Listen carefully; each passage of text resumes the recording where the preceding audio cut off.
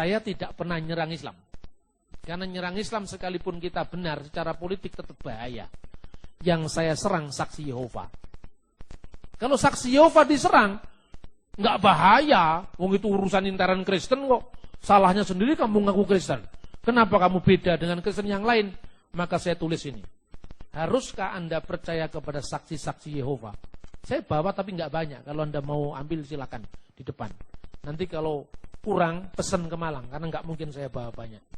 Ini contoh-contoh buku saya yang secara siaga menjawab kapanpun waktunya untuk orang yang salah paham. Saya menjelaskan Tritunggal kepada saksi Yehova. Spiritnya kan sama. Islam menolak Tritunggal. Saksi Yehova menolak Tritunggal. Islam menolak ketuhanan Yesus karena salah paham tadi. Yesus disamakan dengan anak Allah seperti orang jahiliyah, padahal maknanya beda. Saksi Yehova juga menolak ketuhanan Yesus. Kalau saya menjelaskan saksi Yehova, Islam kan terjelaskan. Tapi saya tidak bahaya. Paham yang saya maksud? Maka dikatakan saksi Yehova, saya tanya, kenapa kamu menolak Yesus ini? Ya Pak, karena Yesus itu bukan Allah. Siapa menurut Anda Yesus itu? Yesus itu Tuhan Pak, tapi bukan Allah. Tuhan dalam pengertian Lord. Lord itu kan untuk Lord Charles juga bisa. Ya kan? Lord Kissinger, Tuan Takur kan bisa. Artinya Lord itu dalam pengertian Tuhan. Tetapi kalau God, nggak ada Pak Yesus itu God. Padahal orang Kristen kalau nyanyi Yesus Tuhan dan Allah kami, Engkau layak menerima pujian. Berarti Yesus itu Tuhan dan Allah. Untuk Yesus itu Lord is okay Pak, no problem. Tetapi Yesus itu Allah, di mana ayatnya? Orang langsung menjawab, pada mulanya adalah firman. Firman itu bersama-sama dengan Allah, firman itu adalah Allah. Sebentar Pak, Bapak salah katanya. Di mana salahnya saya bilang?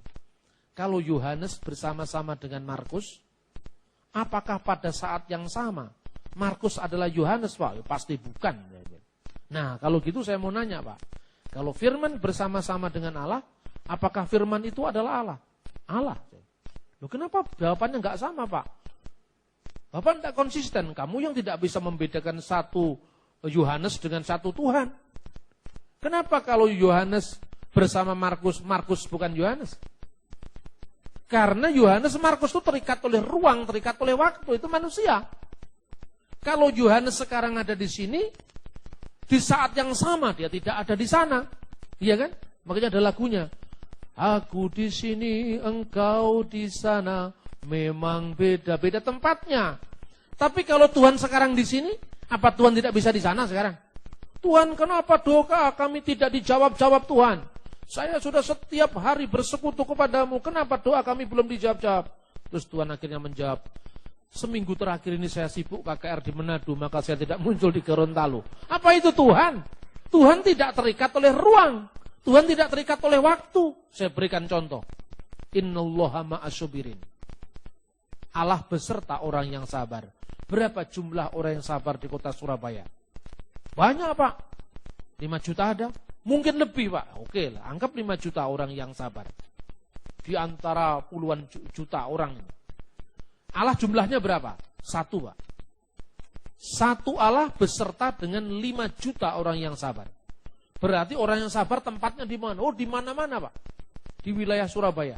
Di 5 juta tempat yang berbeda-beda, pada jam yang sama, Allah yang satu beserta dengan 5 juta manusia yang sabar, sesuai dengan ungkapan innallaha ma'as-sabirin, Allah beserta orang yang sabar. Allah yang satu beserta dengan 5 juta orang yang sabar, di 5 juta tempat yang berbeda-beda. Apa Allah jadi 5 juta? Oh tidak Pak. Tidak ada yang mustahil bagi Tuhan. Oh lambemu saya bilang. Kamu kalau nonton Tritunggal kamu katakan bertentangan dengan akal sehat. Akalmu yang tidak sehat. Bukan bertentangan dengan akal yang sehat. Iya kan? Ini dijelaskan dengan baik. Mereka mengutip teks Alkitab dipalsukan. Itu ada namanya, buku mereka namanya New World Translation of the Holy Scriptures. Pernah saya kumpulkan di Convention Hall tahun 2008. Itu disiarkan di Radio Betani saat itu. Jadi banyak orang hadir, 2.000 orang di Convention Hall.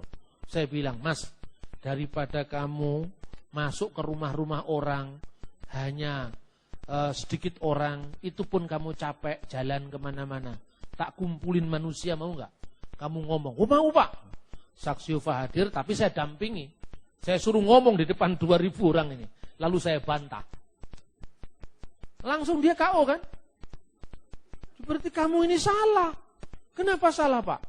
Kenapa kamu bisa menerjemahkan dalam Injil Yohanes 1 ayat 1? In the beginning was the Word, and the Word was with God, and the Word was God. Itu mestinya begitu. Diterjemahkan. In the beginning was the Word, and the Word was with God. G-nya huruf besar. And the Word was a God. Dikasih huruf kecil God-nya. Jadi itu firman itu bersama-sama dengan Allah huruf besar, itu Allah sejati. Dan firman itu suatu Allah, mirip Allah katanya. Yesus itu bukan Allah. Terus saya jawab, firman itu Allah apa bukan?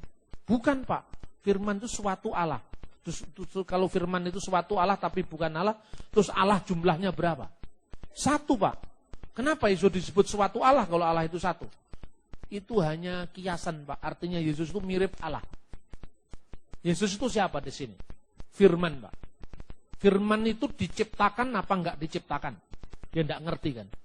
Diciptakan itu dulunya tidak ada, sekarang ada.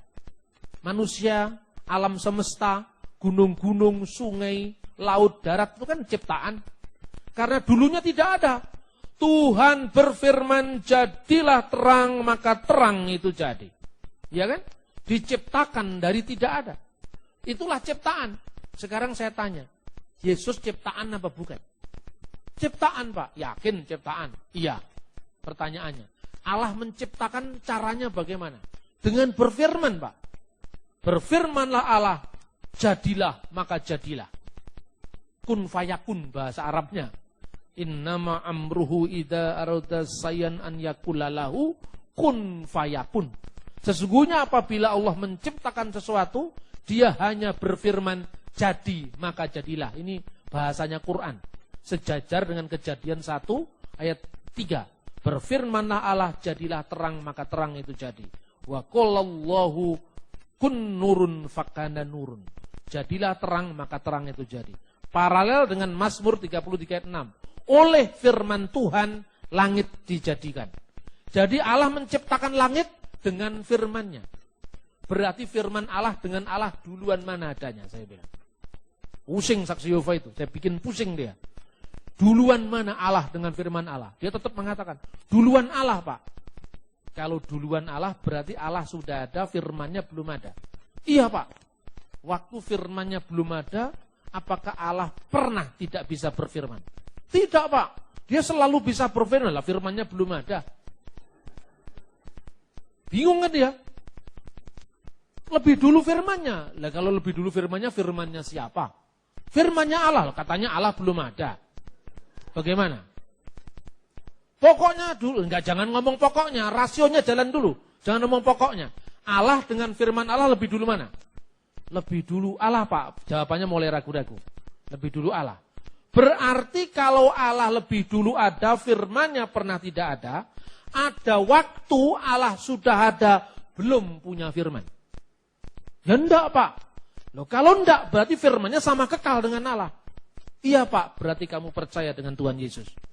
Karena apa? Yesus itu firman Allah. Firman Allah yang bersama-sama dengan Allah dan firman Allah yang adalah Allah itu menjadi manusia. Di mana sulitnya? Coba, logika yang sehat, apa sulitnya menerima ketuhanan Yesus? Ya karena Allah itu hanya satu Pak. Justru karena Allah itu satu, maka firman itu adalah Allah. Tapi kan Yesus itu manusia. Firman itu telah menjadi manusia. Kemanusiaannya memang bukan Allah. Maka dikatakan, dia yang dibunuh dalam keadaannya sebagai manusia. Jadi kemanusiaannya yang dibunuh. Allah tidak bisa dibunuh. Makanya di dalam gereja kuno, ya gereja Koptik, Ortodok, Syria Ortodok itu ada lagunya. Untuk menggambarkan bahwa firman Allah itu kekal bersama Allah. Sekaligus ketika firman itu menjadi manusia, kemanusiaannya disalib untuk kita. Itu lagunya kira-kira begini. Kudusullah kudusul khofi. Kudusul lati la yamut irhamna. Ya man sulibta anna irhamna. Kudusulillah kudusulil qawi kudus. Kudusulillahi la yamut irhamna. Kudusun ya man sulibta anirhamna. Kuduslah engkau ya Allah, kuduslah engkau yang maha kuasa, kuduslah engkau yang tak berkematian. Jadi Allah, firman Allah dan roh Allah itu kekal, tidak pernah bisa mati. Tetapi ketika firmannya jadi manusia, kemanusiaannya mati untuk menebus dosa kita.